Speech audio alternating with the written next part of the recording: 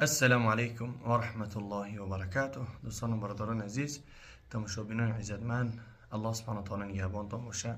ماه شریف رمضان برای هر یک از ما و شما موفق و میسر بگردانه که ماه شریف رمضان سبب طاعت عبادت الله شود، سبب عفو گناه شود، سبب رحمت شود ان شاء الله. سبب اون بیاید که تبدیل بیایم و تغییر بیایم در زندگی و در حیات و در بندگی.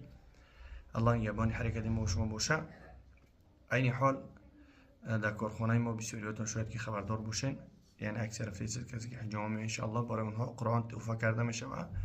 به چه خاطر ما قرآن توفه میکنیم؟ به خاطری که رسول الله صلی الله علیه و سلم میفرماید که اقرأوا القرآن فإنه یأتی یوم القیامة شفیعا لاصحابه.